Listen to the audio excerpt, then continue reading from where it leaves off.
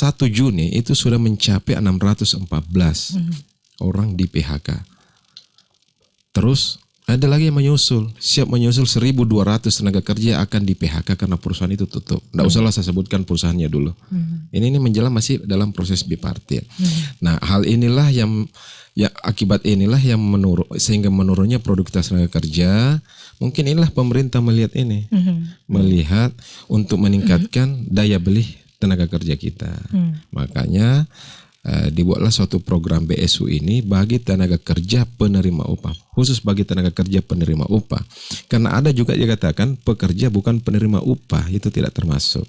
Ya, yang ini yang berada di perusahaan-perusahaan formal. Ya. Baik, Pak, tadi seperti diinformasikan ya dari jumlah tenaga kerja selama masa pandemi ini kan ada yang dirumahkan, kemudian ada juga yang di PHK. Di PHK, Pak. Yeah. Itu jumlahnya berapa, Pak? Dari jumlah tenaga kerja yang dirumahkan kemudian yang di PHK begitu? Yang dirumahkan itu 1.300 lebih.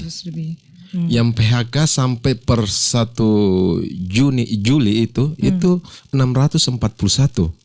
Dan sekarang ada masih sementara proses bipartit 1.200 karyawan. 1.200. Itu dari beberapa perusahaan, Pak? Itu dari berapa perusahaan? Dari perusahaan kurang lebih 130-an perusahaan. Yeah. Oke, baik. Kemudian Pak, dari karyawan ataupun pekerja yang di PHK itu sebesar 641 begitu. Itu bagaimana dari Dinas Tenaga Kerja Pak untuk bisa? Ya. Jadi ke 641 ini dia melakukan pencatatan perselisihan di Dinas Tenaga Kerja. Jadi kita salahkan secara tripartit. Penyelesaian kasus di Sinaker kan juga ada 2, secara perjanjian bersama atau anjuran. Jadi kami dari Dinas Tenaga Kerja masih selalu berusaha menyelesaikan kasusnya secara perjanjian bersama ini. Artinya musyawarah kedua belah pihak. Musyawarah kedua belah pihak. Solusi yang ditawarkan seperti apa, Pak? Solusi yang ditawarkan adalah kesepakatan itu. Kesepakatan berapa hak mereka yang akan dibayarkan oleh perusahaan. Kan mengingat keduanya bahwa mereka juga terdampak pandemi. Nah, berapa yang akan dibayarkan ke pekerja. Kalau pekerja sepakat dengan tawaran perusahaan, ya itulah namanya perjanjian bersama. Itulah perjanjian bersama yang tidak akan ditindaklanjuti ke peradilan hubungan industrial. Ya, kalau tidak ada kesepakatan, maka keluarlah anjuran ini. Anjuran ini betul-betul mengarah ke undang-undang ketenagakerjaan. Berapa haknya yang harus diterima. Hal inilah yang akan dipakai dasar dari kedua belah pihak untuk melanjutkan di perselisihan di pengadilan hubungan industrial. Oke, jadi harapannya ya untuk para pekerja yang di PHK ini mereka bisa mendapatkan haknya begitu ya Pak? Bisa mendapatkan haknya ya. Kita berharap haknya dibayarkan oleh pengusaha. Oke, baik. Kita masuk ya untuk bantuan subsidi upah yang ini menjadi program unggulan dari pemerintah ini. Nah, ini seperti apa Pak dari Dinas Tenaga Kerja Kota Makassar? Jadi bantuan subsidi upah ini saya sampaikan tadi bahwa untuk meningkatkan daya beli masyarakat sehingga uang yang beredar itu bisa membantu pemulihan ekonomi kita. Ini adalah program pemerintah dengan datanya berada di BP Jamsostek, BPJS Tenaga Kerja. Ya, jadi data yang ada di BPJS Tenaga Kerja inilah yang jadi dasar dari pemerintah pusat untuk dapat menerima BSU ini. Dengan syarat bahwa tenaga kerja yang aktif membayar BPJS per 30 Juni dan bergaji di bawah 5 juta. Ya. Oleh karena itu BPJS yang cabang Makassar ini akan melakukan meminta kepada HRD perusahaan untuk menyetor rekening dari karyawan yang masuk BPJS. Begitu pula dengan pemerintah. Pemerintah hanya mendorong kepada seluruh perusahaan HRD untuk menyetorkan rekeningnya ke BPJS. Oh, jadi tidak melalui Dinas Tenaga Kerja begitu? Tidak melalui Dinas Tenaga Kerja. Itu langsung diserahkan ke kementerian? BPJS. Ya, BPJS akan menyerahkan langsung ke kementerian. Ya. Ya. Jadi tercatat bahwa kurang lebih 192 yang sudah diserahkan rekening oleh BPJS Kota Makassar. 192 ribu karyawan yang sudah diserahkan ke pemerintah pusat. Dan masih ada 5.000 sementara divalidasi datanya. Oke. Pak, itu untuk jumlah karyawannya itu sama datanya yang juga di tenaga kerja, dinas tenaga kerja, Pak? Kalau di dinas tenaga kerja itu data kami kurang lebih cuma 181. Kenapa Pak bisa berbeda seperti itu? Terjadi perbedaan ini karena banyak perusahaan-perusahaan kontraktor. Kontraktor itu karena dia bersifatnya mobile, mungkin hari ini di Makassar, mungkin besok di Parepare. Mungkin besok dia pindah ke Kendari atau kemana. Tapi dia tetap membayarkan BPJS, tapi tidak melaporkan ke kami. Karena sifatnya pekerjaan yang berpindah-pindah itu. Ya, itu mungkin selisihnya itu saja. Oke. Baik, itu sekitar 192.000 karyawan ya yang sudah data yang sudah diserahkan dari BP Jam Sostek. Termasuk di dalamnya adalah ASN adalah kontrak non ASN. Oh, itu termasuk juga. Sudah Pak? Termasuk. Saya kira ini untuk karyawan seluruh sudah termasuk. Saja. Sudah termasuk. Baik, Pak, ini untuk datanya ataupun nomor rekening itu bisa diserahkan ke BP Jam Sostek, kemudian bisa langsung distorkan ke Kementerian Tenaga Kerja. Apa sih yang menjadi permasalahan ataupun menjadi tantangan dari para pekerja begitu, Pak? Yang menjadi tantangan bagi pekerja adalah terkadang pekerja ini menyetor rekening yang sudah tidak aktif lagi. Tentunya kementerian mengalami kesulitan karena itu kan harus dikembalikan lagi, butuh proses lagi untuk mengembalikan. Sehingga dana susah ditransfer masuk ke rekening mereka. Ya. Oke, jadi untuk proses untuk bisa menerima bantuan subsidi upah ini, itu memang ada beberapa persyaratan yang memang harus para pekerja harus penuhi begitu. Termasuk untuk validasi data begitu. Untuk proses validasi data itu prosesnya seperti apa sih, Pak? Iya. Jadi setelah HRD dari perusahaan-perusahaan menyetor ke BPJS, tentu dia akan melakukan validasi.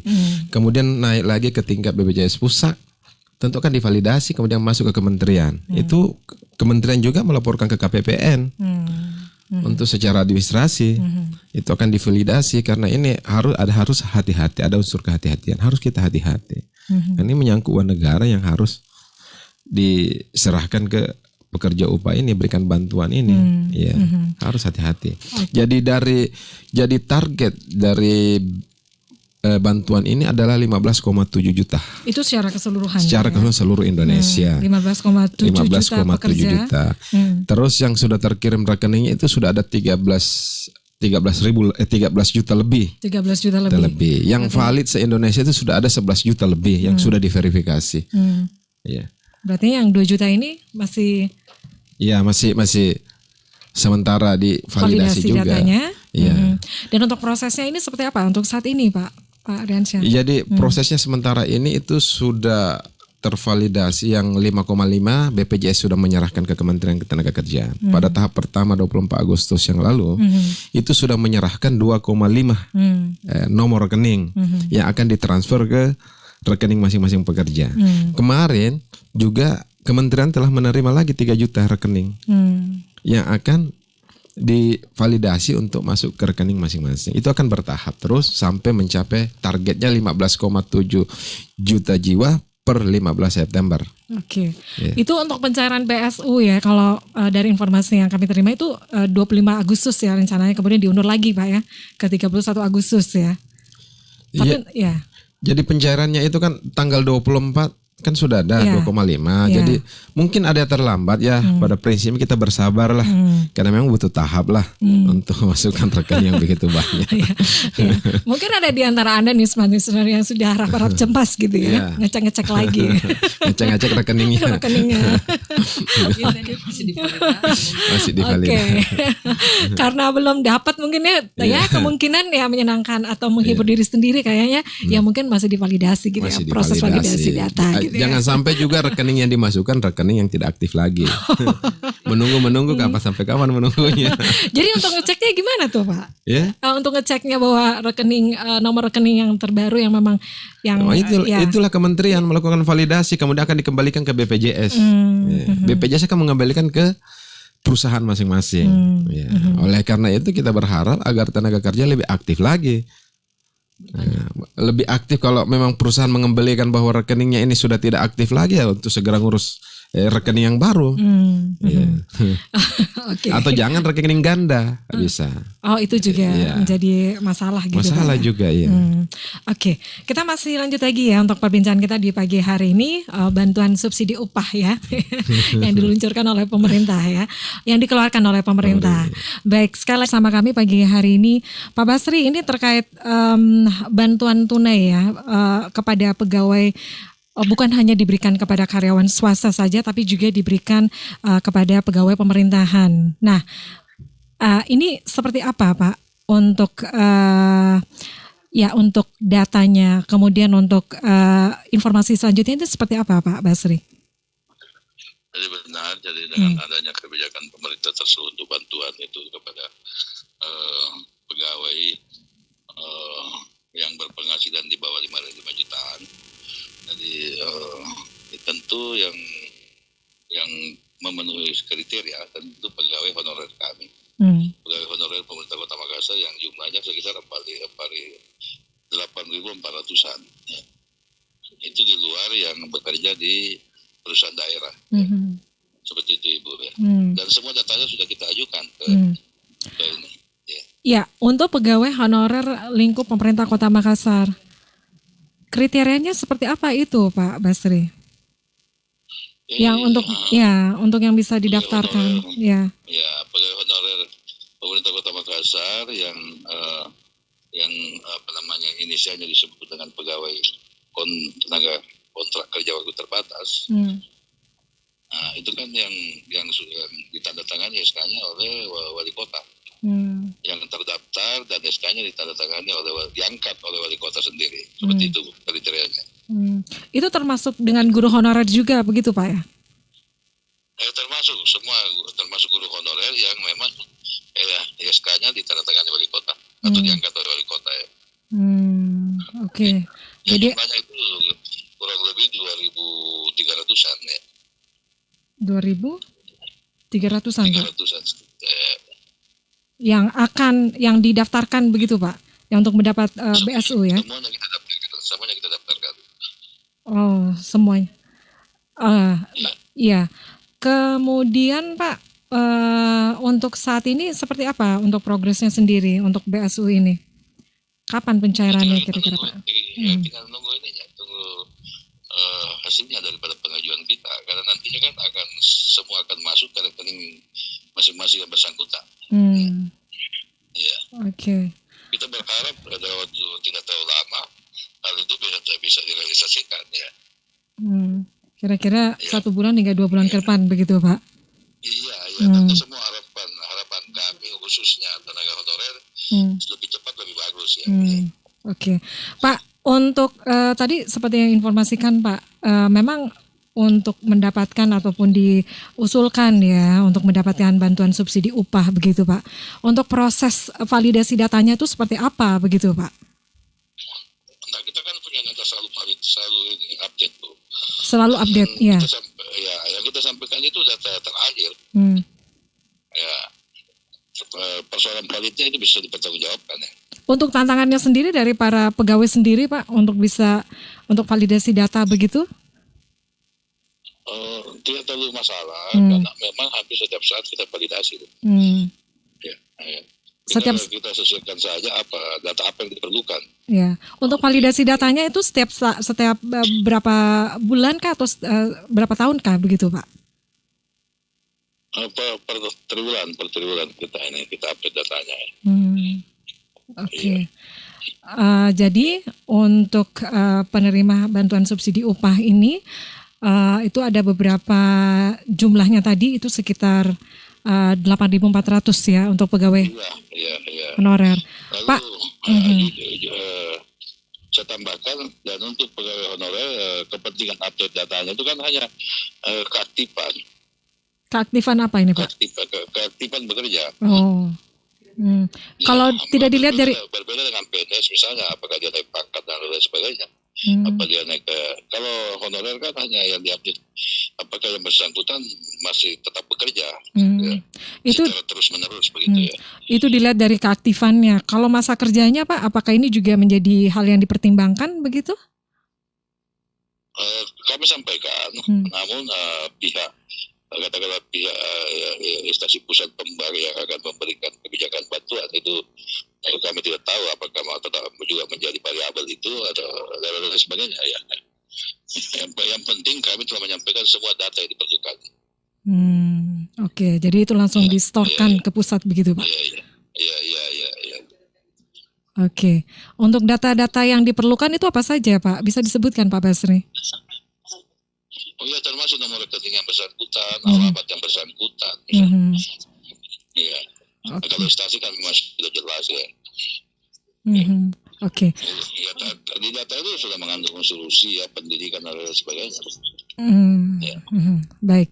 Masih ada yang ingin diinformasikan ataupun disampaikan, harapannya seperti apa Pak Basri?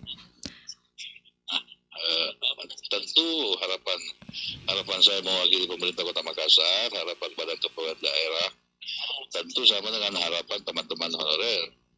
Kita berharap realisasi daripada rencana pemberian bantuan ini bisa berlangsung lebih cepat, begitu, karena sangat diperlukan ya.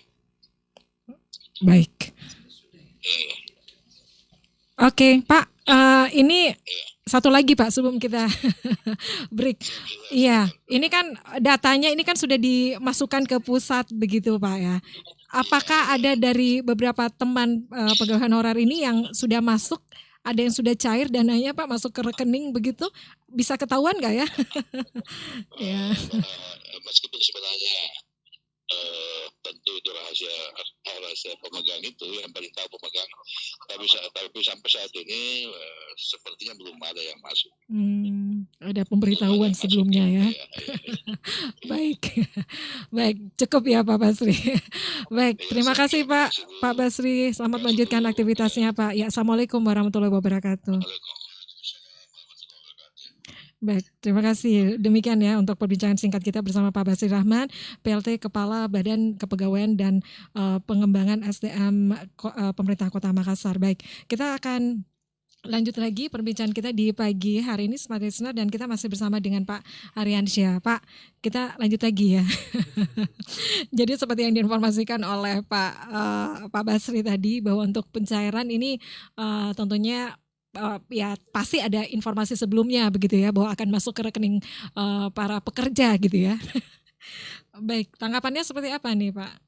Jadi masalah masuk tentu begini, bahwa itu semuanya menjadi rahasia mereka, karena kita juga tidak tahu kapan masuknya. Jadi kalau belum masuk ya bersabar saja dulu. Tapi biasanya sih kalau ASN ataupun kontrak, kalau ada yang masuk pasti di kantor ribut. Pasti ketahuan bahwa sudah masuk di rekeningnya, karena namanya juga kantor. Kira diam-diam gitu Pak. Kalau masuk tidak diam. Kalau ada yang masuk yang baik pasti heboh. Oke. Jadi kita tinggal nunggu ditraktir saja. Tidak. Baik. Kita masih bersama Smart Listener, dan untuk Anda yang ingin bertanya pagi hari ini itu bisa ya untuk live chat ya di kanal YouTube Smart FM Makassar. Apakah Anda termasuk pekerja yang mendapatkan BSU ya? Silakan, mungkin ada yang ingin Anda tanyakan begitu ya bersama Pak Aryansyah untuk pagi hari ini. Kemudian pertanyaan Anda juga bisa melalui WhatsApp ya di 0811 461011. Baik, saya lanjut lagi nih Pak Aryansyah. Tadi seperti yang diinformasikan ya, untuk mendapatkan BSU ini kan memang banyak hal ya yang memang harus dipersyaratkan oleh pemerintah pusat begitu ya. Dengan salah satunya itu seperti adanya validasi data begitu. Terus kemudian melalui beberapa proses ya, 3 proses begitu. Pak, kalau untuk pekerja sendiri Pak, sebenarnya untuk pembaruan data begitu, itu apa sih yang menjadi tantangan juga untuk masukan dari Dinas Tenaga Kerja begitu selama ini yang dilihat Pak, selama ini dari hasil pengamatan Bapak? Ya, jadi begini masalah BPJS sekarang ini, BPJS lagi idola. Yang sebelumnya belum masuk, semuanya dia ingin masuk BPJS sekarang. Iya, berlomba-lomba ya. Tapi ada syarat yang harus dipenuhi biar masuk sekarang, belum tentu dapat, tidak akan dapat. Oh begitu Pak. Karena dia harus aktif per 30 Juni. Walaupun dia masuknya bulan 5, kalau dia membayar bulan Juni ya dapat. Walaupun sebulan iya. Jadi dilihat tidak lama kepesertaannya. Tidak dilihat berapa masa kerjanya, tidak. Yang penting aktif pembayarannya per 30 Juni. Aktif. Oke.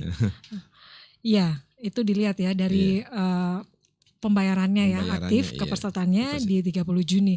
Kemudian Pak, untuk dinas ataupun para tenaga kerja sendiri untuk bisa melengkapi data-data, kalau selama ini yang Bapak lihat apa sih yang menjadi tantangan begitu dari para pekerja Pak? Misalnya untuk memperbarui. Jadi begini, jadi itu sebenarnya adalah kewajiban dari pengusaha perusahaan itu mendaftarkan setiap karyawannya masuk BPJS Ketenagakerjaan. Itu wajib. Itu undang-undang yang mengatur. Tapi terkendala daripada perusahaan itu manajemen perusahaan. Terkadang ini kan harus masuknya kolektif. Terkadang mereka meminta persyaratan seperti KTP dan KK, pengusahanya minta untuk didaftarkan BPJS Ketenagakerjaan. Terkadang juga pekerjanya tidak menyetor. Nah, saya coba tanya-tanya itu bahwa yang menjadi kendala terkadang itu kan itu ada sharing pembayaran antara pengusaha dengan tenaga kerja. Berapa itu Pak? Kalau bisa tahu secara kalau sharingnya khusus untuk satu orang itu kan 5,7%. 5,7% dari upah yang diterima ya Pak? Dari upah yang diterima. Dari upah terus 2% ditanggung oleh pekerja. Terus 3,7 ditanggung oleh pengusahanya itu. Tapi mungkin ya ada juga pekerja berpikir bahwa 2% itu bagi mereka itu berat. Ya Pak. Gaji berat bagi mereka. Jadi terkadang memang jadi perusahaan juga kadang meninggalkan untuk menyetorkannya daripada terhambat yang lain, meninggalkan dulu belum menyetor. Dia setor datanya ke BPJS untuk diikutkan BPJS. Jadinya lambat begitu untuk penyetorannya. Kalau dari sekitar hasil BPJS itu dari jumlah tenaga kerja 300-an kurang lebih itu baru 61%. Apanya Pak? Yang ikut BPJS Ketenagakerjaan. Itu perusahaan yang ada di Makassar Pak? Ada di Makassar. Iya, baru kurang lebih. Jadi masih banyak perusahaan yang belum mengikutkan karyanya BPJS. Ya. Iya. Oke. Di luar Makassar, saya tahu itu kewenangan provinsi sih. Oke. Baik. Kita break lagi ya Pak Aryansyah dan Smart Listener, kami masih menantikan Anda, silakan. Anda yang harap-harap cemas mungkin ya. Ini jadi bersabar ya. Intinya bersabar. Siapa tahu saja tiba-tiba sore ini langsung dapat gitu ya. Ini dari mana? Oke. Bincang bersama dengan Pak Aryansyah, kemudian juga bersama Pak Basir Rahman, dan untuk pagi hari ini juga sudah bergabung bersama kita pagi ini pengamat bisnis ya, Bapak Nur Bau Masepe. Ya, Assalamualaikum warahmatullahi wabarakatuh, Pak Nur. Ya, waalaikumsalam warahmatullahi wabarakatuh. Iya. Iya, gimana kabarnya? Lagi di mana sekarang ini, Pak Nur? Kita harus tetap menjaga kesehatan tentunya. Ya, baik. Pak Nur ini menindaklanjuti atau melihat bantuan subsidi upah ya. Kita tahu bahwa Presiden Jokowi ini dengan resmi meluncurkan bantuan subsidi upah kepada para pekerja sebesar Rp600.000. Nah, ini Anda melihatnya seperti apa nih sebagai pengamat bisnis begitu? Ya, jadi menurut saya memang harus seperti itu pemerintah lakukan ya. Di beberapa negara seperti Brasil ataupun negara-negara lainnya, even itu di Amerika, pemerintah mereka mengeluarkan stimulus. Kalau di Brasil itu kurang lebih 3.000 sampai 4.000 triliun untuk membackup. Nah, bentuknya memang macam-macam ya. Kalau di Brasil itu kita mengacu contoh, sebenarnya mereka juga mengeluarkan itu sejak awal, anda sudah semester sekian. Mereka memberi bantuan itu kepada pelaku UKM dengan mendata pelaku UKM, sehingga pemerintah yang membayarkan gaji karyawan. Jadi untuk harapan agar pelaku UKM masih bisa eksis. Nah, beda dengan kita kan, ini masih sibuk mendata, masih sibuk kemudian bentuknya harus dikembalikan lagi. Jadi saya melihat itu satu hal yang kurang baik. Nah, tapi sebenarnya memang sudah harus dilakukan sebenarnya pemerintah sejak bulan Juni, hanya 3 bulan biar untuk menopang agar perekonomian tidak terpuruk. Jadi intinya stimulus itu kan sebenarnya membantu pemerintah juga agar ekonominya tidak down. Dengan adanya itu diharapkan masyarakat yang mendapat bantuan itu bisa tetap berkonsumsi, berbelanja, bisa tetap membeli barang-barang. Nah, dengan adanya seperti itu kan sedikit-sedikit membantu perekonomian di sektor real, di misalnya di pasar-pasar tradisional ataupun ekonomi di sektor real. Ya, ini kita bilang di sektor real. Oke. Iya. Ini kan harapan saya sih sebenarnya dana yang besar itu harus tepat sasaran. Itu yang persoalannya. Jangan sampai sudah menggelontorkan tapi tidak tepat sasaran sehingga akan mubazir, sehingga tidak akan tercipta perbaikan ekonomi juga. Itu poin utamanya. Oke, jadi harus memang tepat sasaran begitu ya. Kalau selama ini yang Pak Andi Nur lihat dari beberapa program bantuan yang dilakukan oleh pemerintah ya, seperti jaring pengaman sosial ya, yang sebelum-sebelumnya itu sudah juga dikeluarkan oleh pemerintah ya, seperti ada PKH, kemudian bantuan langsung tunai untuk dana desa, kemudian kartu prakerja. Ini seperti apa Anda melihat begitu Pak Andi Nur? Halo? Halo? Pak Andi Nur? Baik, kita terputus ya. Ini kendala teknis di studio dan kita masih lanjut lagi Pak Aryansyah. Seperti apa ini? Oke, kita masih lanjut lagi Pak untuk perbincangan kita di pagi hari ini. Dan sekali lagi ya, untuk topik kita, bantuan subsidi tunai untuk kepada para karyawan swasta dan juga pegawai pemerintahan ya. Dan kita tadi sudah berbincang bersama salah seorang pelaku ataupun pengamat bisnis Bapak Andi Nur Bau. Kita lanjut lagi Pak Andi Nur. Pak Andi Nur. Jadi masing-masing punya peruntukan yang berbeda-beda. Kalau untuk di desa itu kan untuk kepentingan di masyarakat desa ya, dan dana desa. Tapi dana desa itu kan program kementerian yang memberikan dana desa untuk 2 miliar biasanya untuk kebutuhan desa ini. Cuma saya mungkin belum update lagi apa bantuan ke desa dalam hal COVID ini. Nah, tapi kalau menurut saya kayak JKN juga itu kan beda-beda sebenarnya. Ini yang kita bicarakan adalah bantuan stimulus pemerintah yang berdampak ke COVID. Misalnya tadi itu 600.000 bagi yang penghasilannya di bawah 5. Kemudian ada juga dana UKM yang setiap UKM konon katanya akan diberi sekitar 2 juta lebih. Tapi itu kan dari Kementerian Koperasi dan UKM.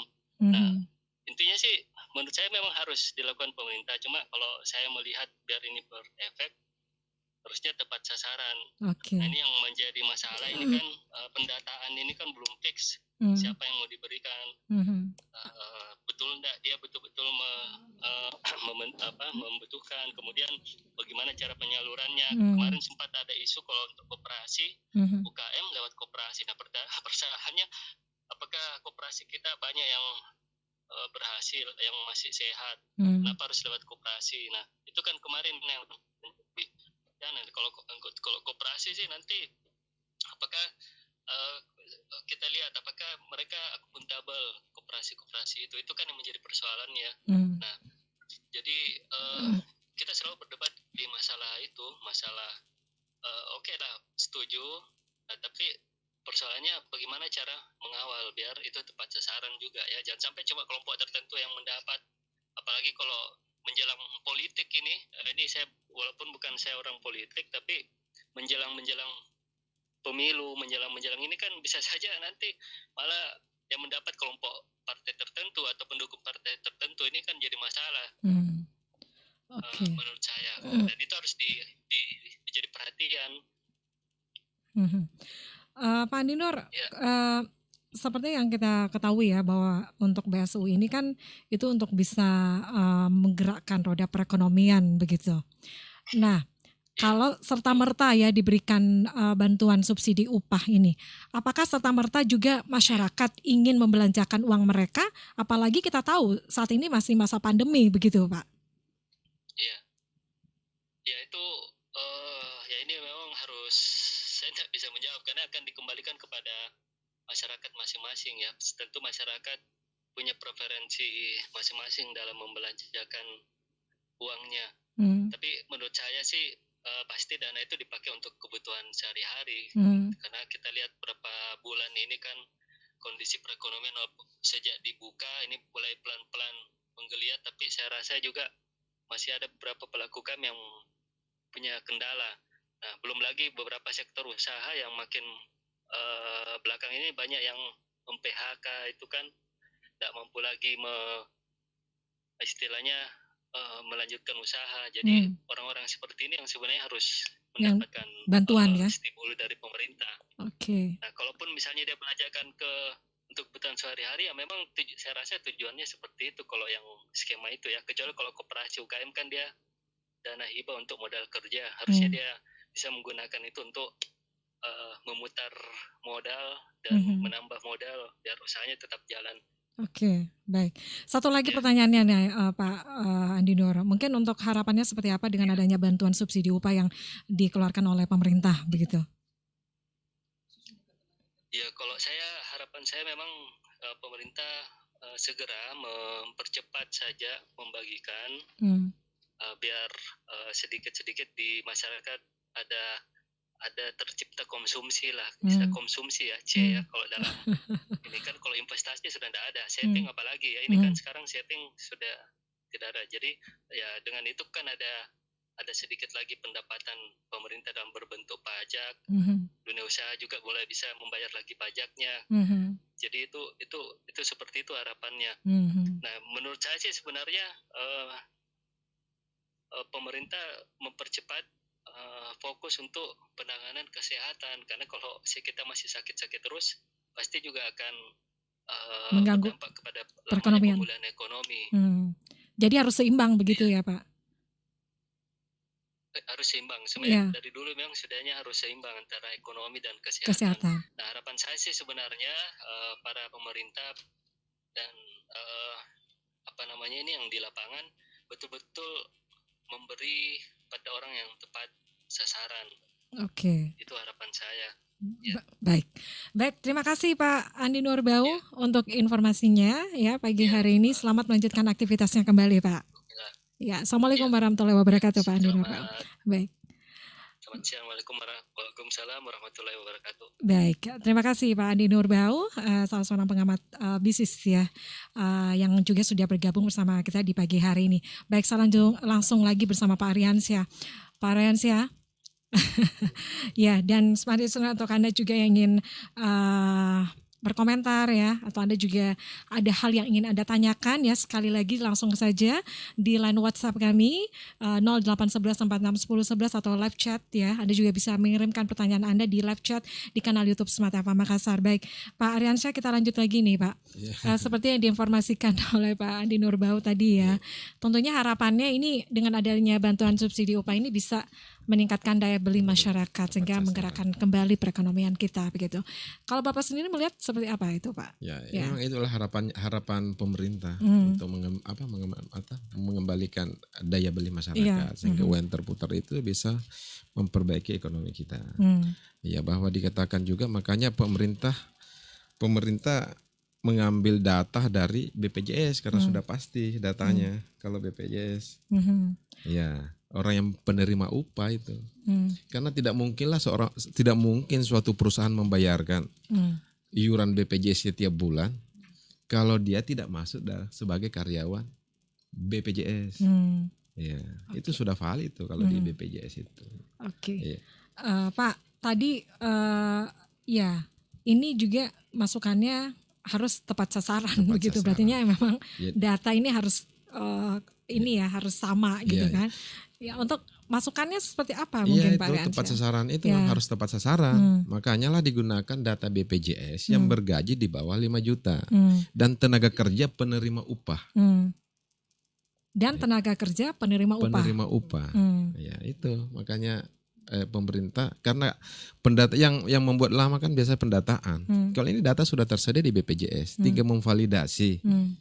Memvalidasi itu tadi saya bilang tadi nomor rekening mereka. Karena Pak, Kalau untuk validasi data begitu, untuk pengawasannya sendiri saat ini seperti apa ke HR perusahaan begitu Pak Aryansyah? Jadi validasi datanya kan sebenarnya data-data mereka tenaga kerja yang membayar tenaga kerja yang ini yang sudah ada di BPJS. Ini kan sudah dimasukkan semenjak dia jadi tenaga kerja. Datanya sudah ada. Tinggal nomor rekeningnya. Kan ini kan baru. Kan adanya bantuan makanya diminta nomor rekeningnya. Misalnya ada salah seorang tenaga kerja atau salah seorang tenaga kerja dalam suatu perusahaan begitu Pak. Misalnya pindah alamat kah atau ada perubahan data begitu. Untuk memperbarui datanya itu paling lambat berapa bulan atau berapa tahun sekali Pak? Itulah saya bilang HRD-nya harus proaktif menyampaikan ke BPJS asal tenaga kerjanya juga melaporkan ke HRD-nya itu. Ya tentu HRD-nya akan menyampaikan ke BPJS juga. Iya, itu kan sudah cepat semua. Sistem online kan ada program apa itu, ada BPJS punya itu. Iya.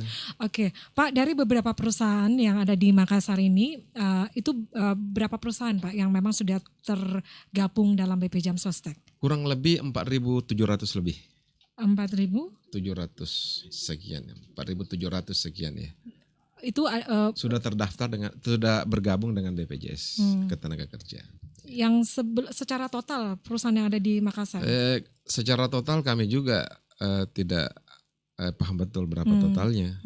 Tapi kalau sama kami dengan BPJS karena sesuai dengan daftar wajib lapor ketenaga kerjaan itu. Ya. Jadi sudah ada 4.700 ya. Mungkin kalau divalidasi lagi tahun 2000 kan kami belum validasi. Dan terbaru. Itu setiap kapan setiap Pak? Tahun kita setiap validasi. Tahun? Ya. Oke, mungkin kalau divalidasi lagi ada penambahan. Ada penambahan pasti. Ada juga pengurangan. Iya karena terkadang ada perusahaan seperti ini kan ada perusahaannya tutup. Oh iya. Karyawannya tidak main-main sampai 1.200. Oke. Ini sementara proses bipartit menuju proses PHK. Iya.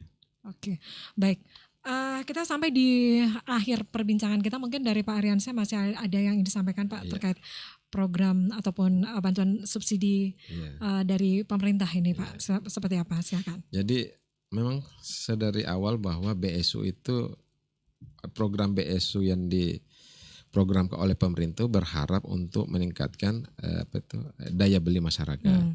Oleh karena itu untuk melancarkan program diharapkan kepada seluruh pimpinan atau perusahaan untuk lebih proaktif menyetor rekening masing-masing di BPJS Ketenagakerjaan.